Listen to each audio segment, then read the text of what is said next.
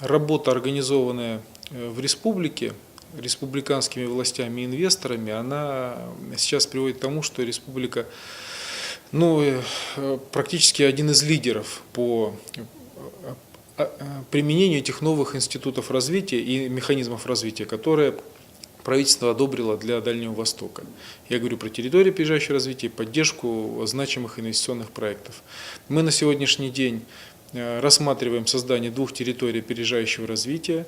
Это территория опережающего развития Кангаласы, это для различных представителей малого и среднего бизнеса, которые должны выпускать предельно востребованную практическую такую продукцию потребительского назначения, производственно-технического назначения, строительного, и должны сделать меньше привозных материалов и изделий в республике, а сделать их больше местного производства. Это просто принципиально важно, от этого и цены зависят, и доступность их. И, конечно, от этого идут и социально-экономические эффекты в виде хороших, современных уже рабочих мест, правильно оборудованных, с нормальной заработной платой, в результате которых, работы на которых люди себя чувствуют уверенно в будущем и в сегодняшнем дне. Второй проект, это имеющий принципиальное значение, это Заречье.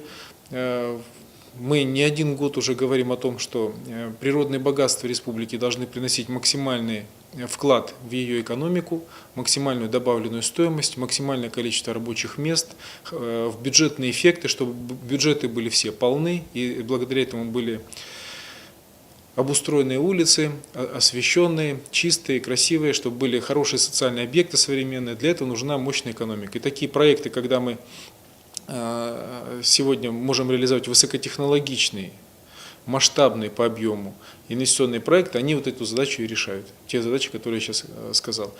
При этом, что немаловажно, от того, настолько привлекательна жизнь будет в республике, насколько хорошие рабочие места, насколько хорошая заработная плата, и насколько человек уверенно смотрит в будущее свое в профессиональном измерении. Для того, чтобы молодежь талантливая не уезжала, у людей был выбор рабочих мест, нужно, конечно, как можно больше разных рабочих мест, и чтобы у человека была возможность продвижения, роста, чтобы он мог понимать, что с его ростом профессиональным, с его возрастом, с его опытом он может расти. Поэтому нам нужна не плоская, а достаточно объемная экономика с разными рабочими местами, с разными квалификациями, с разными видами производств. Вот такие проекты, 85 миллиардов рублей, в целом эти два проекта оцениваются, и их объем инвестиций, они такую задачу решают. И, конечно, спустя какое-то время, когда налоговые каникулы часть закончится, это будет большое подспорье для бюджета, соответственно, и республиканского, и муниципального. В тех местах, где, соответственно, они будут расположены, там принципиально изменятся бюджетные возможности. И третий важную задачу, которую решает реализация таких инвестиционных проектов, как вот эти современные очень производства синтетические, оно заключается в том, чтобы природные богатства республики максимально перерабатывались и производилась в результате этого экспортно ориентированная продукция, которая наименьшим образом зависит от конъюнктуры какой-то внутренней, внешней и так далее. То есть мы знаем, что там, где высокотехнологичная экспортная продукция производится, те страны, несмотря на любые штормы и в национальных экономиках, и в международной экономике, они, тем не менее, устойчиво развиваются. То есть те, кто производит, возьмем, например, эти смартфоны или еще кто-то, у них все время, то есть где-то там есть снижение ВРП, а у этих компаний выручки растут. Те, кто современные автомобили производит, то же самое. Те, кто высокотехнологичные элементы, полимеры, пластики и так далее производят, у них тоже выручки все время растут. И вот здесь для нас эти производства масштабные, причем они имеют принципиальное значение. И я просто отдельно еще обратил бы внимание, что природный газ является одним из самых экологичных вообще видов материалов, самым экологичным видом топлива и сырьем.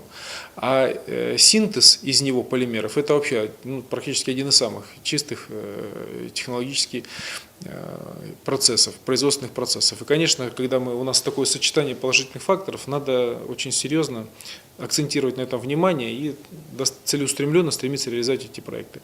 Помимо этого, у нас поддержаны непосредственно сами инвестиционные проекты. То есть я сейчас рассказывал об инвестиционных проектах в территориях опережающего развития. У нас помимо этого поддержаны еще и инвестиционные проекты за пределами территории опережающего развития.